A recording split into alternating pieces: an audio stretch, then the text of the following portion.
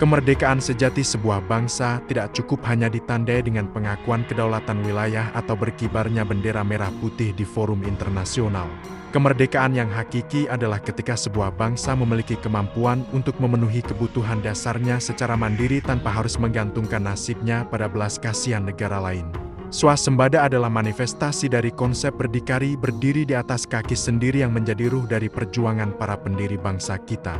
Selama kita masih menjadi bangsa pembeli yang mengandalkan impor untuk mengisi piring makan dan tangki bensin kita, maka kedaulatan kita sebenarnya masih rapuh dan mudah digoyang oleh kepentingan asing. Menjadi bangsa pembeli berarti kita menyerahkan leher ekonomi kita untuk dipegang oleh pihak lain. Setiap kali kita mengimpor komoditas yang sebenarnya bisa kita produksi sendiri, kita sedang mengekspor lapangan kerja ke luar negeri dan membiarkan petani serta buruh kita kehilangan peluang di tanah mereka sendiri. Kedaulatan sejati menuntut kita untuk mengubah pola pikir dari konsumen menjadi produsen, dari pemakai menjadi pembuat. Kita harus berhenti merasa bangga bisa membeli barang asing, dan mulai merasa malu jika tidak mampu memproduksi kebutuhan pokok kita di bumi Nusantara. Yang sangat kaya ini, sejarah dunia membuktikan bahwa bangsa-bangsa besar hanya bisa bertahan melewati badai krisis jika mereka memiliki ketahanan domestik yang kuat. Swasembada adalah benteng pertahanan yang tidak kasat mata namun jauh lebih efektif daripada pangkalan militer manapun. Ketika dunia dilanda pandemi atau perang superpower yang memutus rantai pasok global, bangsa pembeli akan terjebak dalam kepanikan dan kelaparan, sementara bangsa yang swasembada akan tetap tegak berdiri. Kita tidak boleh lagi terjebak dalam logika efisiensi semu yang menawarkan barang impor murah namun menghancurkan kemandirian jangka panjang kita. Kedaulatan sejati adalah tentang harga diri. Bangsa yang terus-menerus mengemis impor pangan dan energi tidak akan pernah dihormati di meja perundingan internasional. Kita akan selalu ditekan untuk mengikuti kemauan para penjual karena mereka tahu mereka memegang kendali atas perut rakyat kita. Swasembada adalah harga mati untuk memastikan bahwa setiap kebijakan luar negeri Indonesia diambil murni demi kepentingan nasional, bukan karena takut akan ancaman embargo atau penghentian pasokan dari negara lain. Transformasi menjadi bangsa produsen memerlukan revolusi mental yang luar biasa besar di semua tingkatan masyarakat. Kita harus menumbuhkan kembali kecintaan pada produk lokal bukan karena paksaan, melainkan karena kesadaran bahwa setiap rupiah yang kita belanjakan untuk produk dalam negeri adalah investasi bagi kedaulatan anak cucu kita. Segmen pertama ini menekankan bahwa swasembada adalah pondasi moral bagi bangsa yang ingin menjadi pemimpin dunia. Tanpa kemandirian di dapur sendiri, Indonesia tidak akan pernah bisa mengepakkan sayapnya secara penuh di kancah global. Pangan adalah kebutuhan yang paling dasar, dan dalam dunia yang kian tidak menentu, pangan telah berubah menjadi senjata geopolitik yang sangat mematikan. Negara yang menguasai makanan akan jauh lebih kuat daripada negara yang hanya memiliki uang, karena emas tidak bisa dimakan saat kelaparan melanda. Swasembada pangan bukan hanya soal kecukupan beras, tapi soal keberagaman sumber pangan lokal yang melimpah di Nusantara, mulai dari sagu, singkong, hingga jagung. Menggantungkan isi piring rakyat pada gandum impor atau kedelai asing adalah bentuk kerentanan keamanan nasional yang tidak boleh kita biarkan terus berlanjut. Kita sering terjebak dalam narasi bahwa impor pangan itu perlu untuk menjaga stabilitas harga. Padahal itu adalah jebakan jangka pendek yang mematikan motivasi petani kita. Saat kita membanjiri pasar dengan produk impor, kita sebenarnya sedang melakukan sabotase terhadap sektor pertanian kita sendiri. Swasembada pangan menuntut keberanian pemerintah untuk memberikan proteksi dan insentif nyata bagi para pahlawan pangan di desa-desa. Kita harus mengembalikan kejayaan agraris Nusantara di mana tanahnya yang subur mampu memberi makan bukan hanya rakyatnya sendiri, melainkan juga dunia. Kedaulatan pangan berarti kita memiliki kendali atas benih, pupuk, dan teknologi pertanian kita sendiri. Jika benih kita masih harus dibeli dari perusahaan multinasional asing, maka kita belum benar-benar merdeka. Swasembada menuntut adanya riset dan inovasi dari putra-putri bangsa untuk menciptakan varietas tanaman yang unggul dan adaptif terhadap perubahan iklim.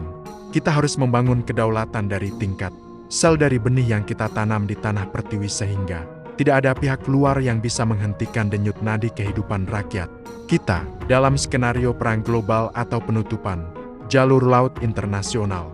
Negara yang bergantung pada impor pangan akan mengalami kerusuhan sosial dalam hitungan minggu. Piring makan rakyat adalah garis depan pertahanan kita. Jika garis depan ini bobol, maka seluruh struktur negara akan runtuh dari dalam. Oleh karena itu, swasembada pangan harus dianggap setara dengan pengadaan alutsista canggih. Tank dan jet tempur tidak akan berguna jika prajurit dan rakyatnya tidak bisa makan. Memperkuat petani adalah memperkuat kedaulatan nasional yang paling fundamental. Masa depan pangan Indonesia harus berbasis pada kearifan lokal yang terintegrasi dengan teknologi modern. Kita harus menghentikan ketergantungan pada satu jenis makanan pokok dan mulai mengapresiasi kekayaan gizi yang disediakan oleh alam Nusantara. Dengan swasembada pangan yang beragam, Indonesia akan menjadi bangsa yang paling tangguh menghadapi gejolak apapun di masa depan. Kedaulatan pangan adalah kunci agar kita bisa bicara dengan suara lantang kepada dunia bahwa kita adalah bangsa yang benar-benar merdeka dan mandiri. Sektor energi adalah pilar kedua dari swasembada yang sangat krusial, karena hampir seluruh aktivitas ekonomi kita bergantung pada ketersediaan DA. Selama puluhan tahun, Indonesia terjebak dalam ketergantungan pada energi fosil yang harga dan pasokannya dikendalikan oleh pasar global dan konflik di Timur Tengah. Swasembada energi berarti kita harus berani beralih ke sumber daya lokal yang melimpah di tanah air, seperti panas bumi, energi surya, air, dan biofuel berbasis sawit. Memaksimalkan potensi energi dalam negeri adalah satu-satunya cara untuk memutus rantai penjajahan harga energi yang seringkali menguras devisa negara. Kemandirian energi juga berarti kita tidak boleh hanya menjadi pengguna teknologi energi asing. Kita harus mampu membangun panel surya, turbin angin, dan sistem penyimpanan baterai kita sendiri dengan memanfaatkan mineral kritis seperti nikel yang kita miliki. Hilirisasi nikel adalah langkah awal menuju swasembada energi masa depan, di mana Indonesia tidak lagi hanya mengekspor bahan mentah baterai, melainkan memproduksi sistem energi lengkap di dalam negeri. Dengan cara ini, setiap rumah di pelosok Nusantara bisa mendapatkan akses listrik yang murah dan stabil tanpa harus peduli dengan gejolak harga minyak di London atau New York. Transisi menuju swasembada energi memang memerlukan investasi besar dan perubahan kebijakan yang radikal. Namun biayanya jauh lebih murah dibandingkan risiko kedaulatan jika kita terus bergantung pada impor. Kita harus melihat energi sebagai hak asasi rakyat dan aset strategis negara, bukan sekadar komoditas dagang. Indonesia memiliki cadangan panas bumi terbesar di dunia yang bisa menjadi tulang punggung beban dasar baseload listrik kita selamanya. Mengabaikan potensi ini dan lebih memilih impor minyak adalah bentuk kelalaian geopolitik yang sangat membahayakan masa depan bangsa. Swasembada energi juga memberikan perlindungan terhadap stabilitas ekonomi makro kita. Saat harga energi dunia meroket, Indonesia yang mandiri energi akan tetap stabil karena biaya produksinya terkendali di dalam negeri. Hal ini akan membuat industri kita lebih kompetitif dan daya beli rakyat tetap terjaga. Kemandirian energi adalah baju zirah yang akan melindungi ekonomi nasional dari hantaman krisis global. Kita harus berani menetapkan target ambisius agar di tahun 2045, tidak ada satupun watt listrik di Indonesia yang berasal dari sumber daya yang suplainya dikendalikan oleh bangsa asing. Segmen ini mengingatkan kita bahwa energi adalah darah dari peradaban modern. Jika darah tersebut berasal dari luar, maka hidup kita akan selalu berada di tangan orang lain. Swasembada energi adalah jalan menuju kedaulatan yang hakiki, di mana Nusantara mampu menerangi dirinya sendiri dengan kekuatannya sendiri. Inilah saatnya bagi Indonesia untuk menjadi raja energi terbarukan di kawasan, menunjukkan kepada dunia bahwa kemajuan ekonomi bisa dicapai dengan tetap menjaga kedaulatan dan kelestarian alam secara bersamaan. Aspek swasembada yang seringkali terlupakan namun sangat vital adalah sektor kesehatan dan teknologi manufaktur. Pandemi yang lalu telah memberikan pelajaran pahit bahwa saat krisis melanda, negara-negara produsen akan mendahulukan rakyatnya sendiri. Sementara kita yang bergantung pada impor harus mengantre dan membayar harga mahal untuk alat kesehatan dan obat-obatan. Swasembada farmasi bukan lagi pilihan, melainkan keharusan untuk melindungi nyawa rakyat kita. Indonesia harus mampu memproduksi bahan baku obat BBO dan alat kesehatan sendiri, agar kita tidak disandera oleh rantai pasok global saat keadaan darurat medis terjadi. Begitu juga di sektor teknologi dan manufaktur. Kedaulatan kita terancam jika setiap mesin di pabrik kita, setiap ponsel di tangan rakyat kita, hingga sistem pertahanan kita masih harus dibeli dari asing. Swasembada teknologi berarti kita harus membangun kapasitas riset dan pengembangan R&D di dalam negeri secara masif. Kita harus berhenti menjadi bangsa pengguna yang hanya tahu cara memakai, dan mulai menjadi bangsa pencipta yang tahu cara membangun. Dukungan terhadap produk teknologi lokal, mulai dari motor listrik hingga software buatan anak bangsa, adalah investasi untuk memastikan kedaulatan digital dan industri kita tetap terjaga. Ketergantungan pada teknologi asing juga membuka celah bagi pengintaian dan sabotase siber yang bisa melumpuhkan kedaulatan negara dalam sekejap. Dengan menggunakan perangkat keras dan lunak buatan sendiri dalam infrastruktur kritis, kita meminimalisir risiko intervensi asing di ruang siber kita. Swasembada teknologi adalah benteng pertahanan di abad digital. Ia memastikan bahwa rahasia negara dan data rakyat tidak mengalir ke server di luar negeri. Inilah perjuangan modern untuk memastikan bahwa otak dan kreativitas anak bangsa menjadi motor utama kemajuan Nusantara. Seringkali kita mendengar alasan bahwa memproduksi sendiri itu lebih mahal daripada mengimpor. Namun, kita harus menghitung biaya kedaulatan yang tidak ada harganya. Membeli produk asing mungkin terlihat lebih murah sekarang, tapi kerugian jangka panjangnya adalah matinya industri dalam negeri dan hilangnya keahlian teknis anak bangsa. Indonesia harus berani melakukan proteksi terhadap industri teknologi strategisnya agar mereka bisa tumbuh dan bersaing.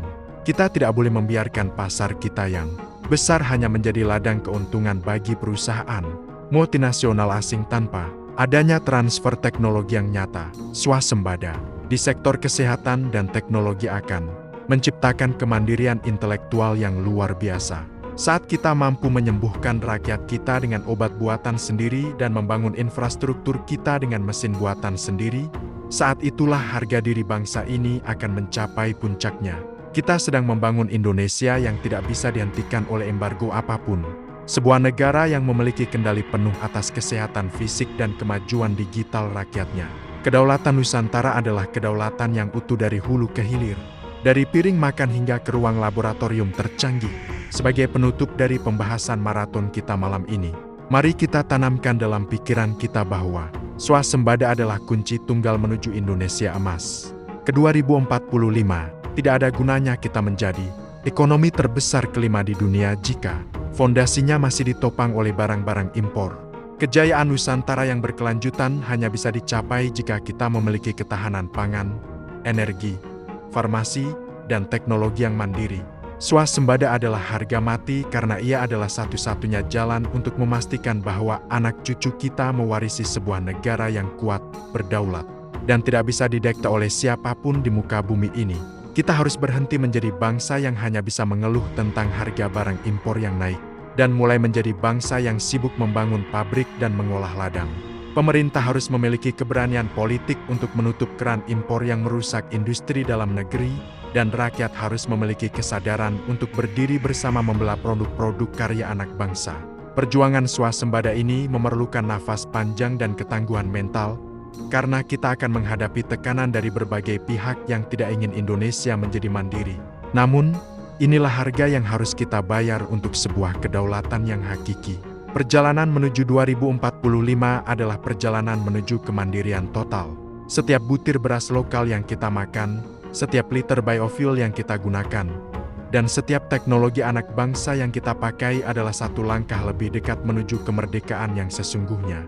Mari kita jadikan swasembada sebagai gerakan nasional yang melibatkan setiap individu. Dari petani di sawah hingga teknokrat di laboratorium, kita memiliki semua syarat untuk menjadi bangsa yang swasembada, kekayaan alam yang melimpah, posisi strategis, dan jutaan sumber daya manusia yang cerdas. Yang kita butuhkan hanyalah satu, keberanian untuk mandiri. Terima kasih kepada seluruh penonton setia Geonusa Journal yang telah bersama kami sejak sore hari hingga menjelang penutupan siaran pukul 23 ini. Semoga pembahasan kita hari ini membakar semangat patriotisme dan memperkuat literasi geopolitik kita semua. Ingatlah, kedaulatan bukan diberikan oleh bangsa lain, melainkan kita rebut melalui kerja keras dan kemandirian di negeri sendiri. Teruslah kritis, teruslah berdaulat, dan mari kita jaga rumah besar Nusantara ini agar tetap tegak berdiri menghadapi segala tantangan zaman.